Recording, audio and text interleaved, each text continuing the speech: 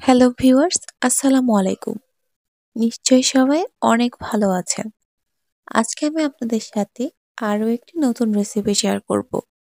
আর আশা করছি বরাবরের মতো আমার আজকের রেসিপিটিও আপনাদের কাছে অনেক ভালো লাগবে।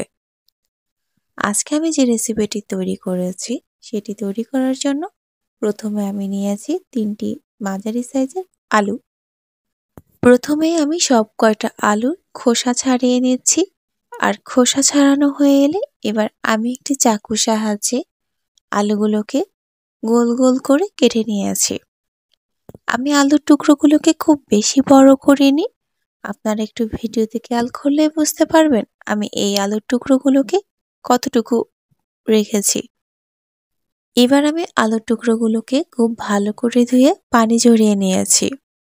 আর পানি ঝরানো হলে এবার আমি এখানে যোগ করছি হাফ চা চামচ পরিমাণ হলুদ গুঁড়ো আর দিয়েছি স্বাদ মতো লবণ। এবার সবগুলো উপকরণ আমি আলুর সাথে খুব ভালো করে মিশিয়ে নিচ্ছি। মেশানো হয়ে এলে এবার এটাকে আমি রেখে দিব 10 মিনিট। 10 মিনিটে হলুদ আর লবণের মিশ্রণটুকু আলুর মধ্যে মিশে যাবে। এবার আমি এই ফাঁকে নিয়েছি পেঁয়াজ কুচি, তারপর নিয়ে আছি কাঁচামরিচ কুচি আর ধনেপাতা কুচি, আর এর সাথে যোগ করেছি স্বাদ মতো লবণ।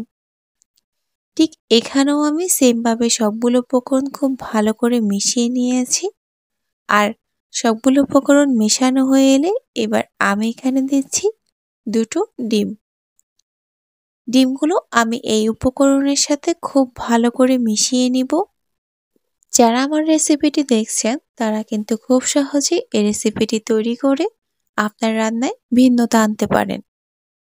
এবার সবগুলো উপকরণ আমি একসাথে খুব ভালো করে ডিমের সাথে মিশিয়ে নিয়ে আছি। এই মিশ্রণটুকু একসাথে মেশানোর এক ফাঁকে আমি চুলায় তেল গরম করে নিয়েছিলাম। আর তেল যখন হালকা গরম হয়ে এসেছে আমি এখানে একে একে একটু আগে আলাদা করে রাখা সবগুলো আলু বিছিয়ে দিলাম।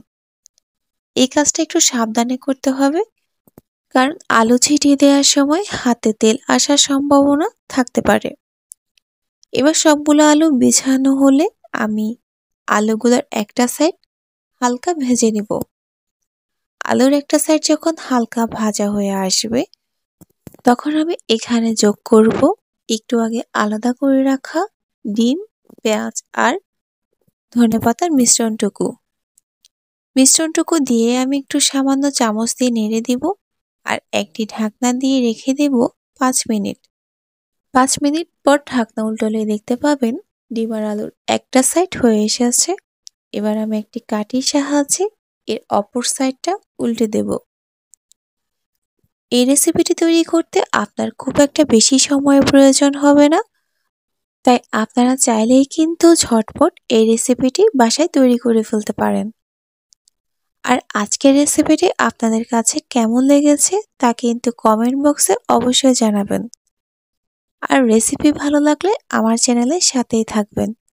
আজ এই পর্যন্তই, এখানেই বিদায় নিচ্ছি। আল্লাহ হাফেজ।